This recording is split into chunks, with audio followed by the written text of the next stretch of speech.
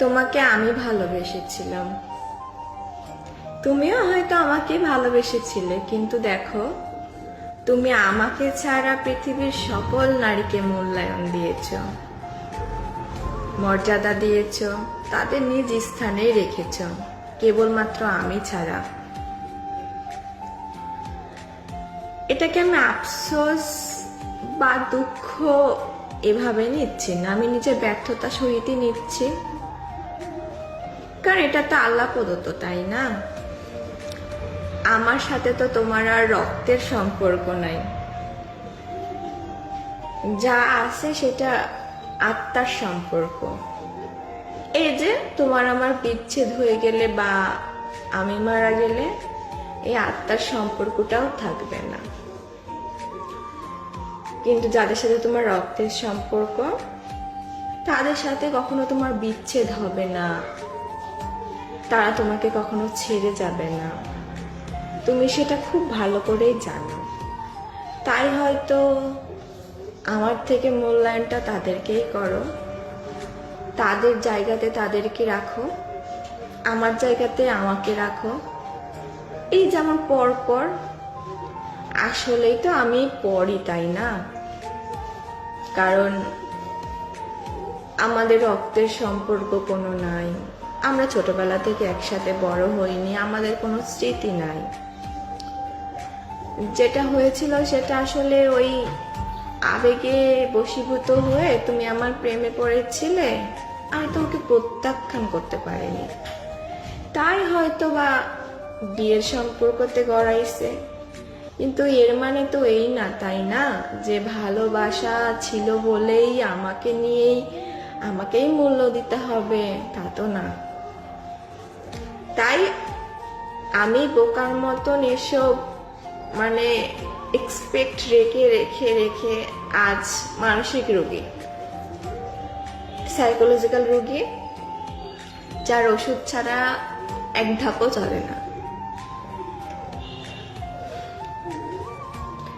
বোকার মতন যদি এক্সপেক্ট গুলা প্রথম থেকেই না রাখতাম, তাহলে হয়তো বা আজ তোমার মতন আমিও একজন শক্তিশালী মনের মানুষ হইতাম।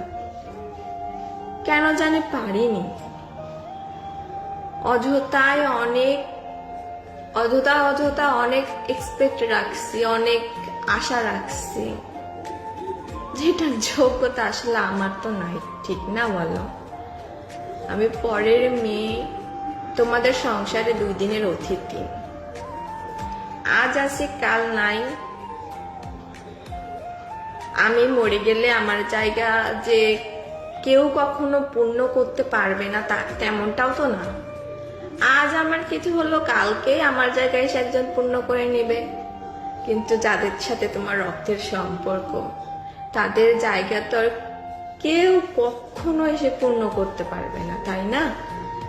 তাই হয়তো আমি তোমার কখনো আপন হইতে পারিনি, তোমার উপর কোনো অধিকার খাটাইতে পারিনি।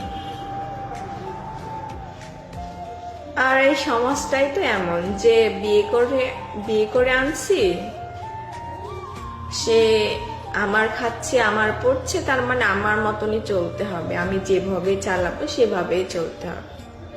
তুমি তো আর সমাজের ব্যতিক্রম কিছু না, তাই তুমিও আমার সাথে তেমনটাই প্রতিফলন করার চেষ্টা করছো।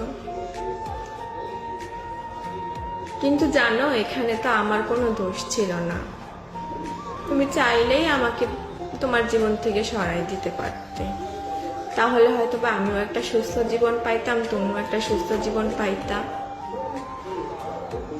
একসাথে থাকার পর কেউই তো ভালো নাই, কেউ কোনো দিক দিয়েই ভালো নাই, না আমি আছি না তুমি আছো।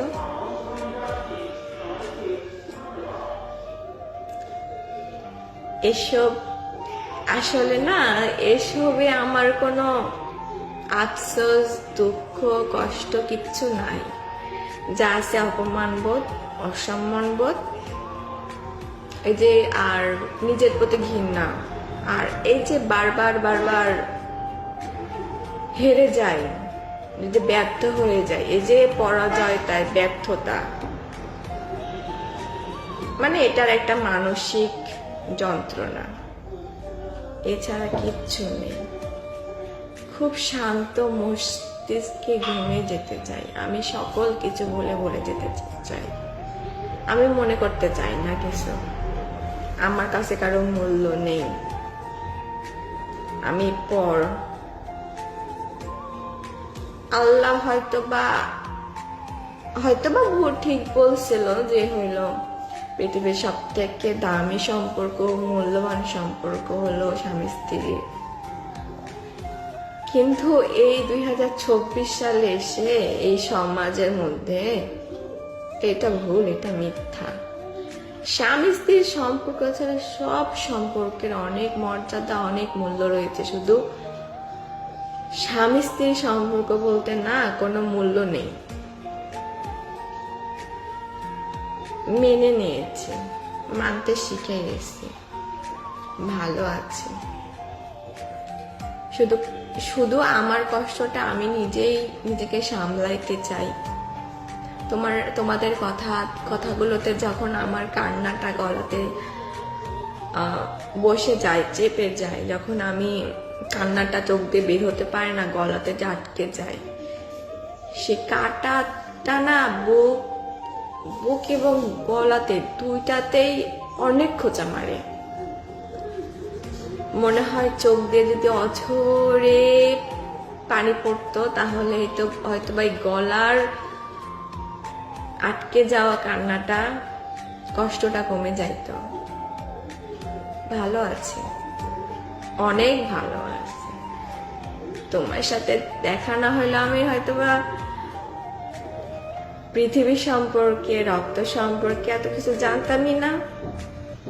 যদি জানতাম তাহলে হয়তোবা নিজের মা বাবাকে ফেলে, নিজের রক্তের সবাইকে ফেলে তোমার হাত ধরতাম না, সত্যিই ধরতাম না।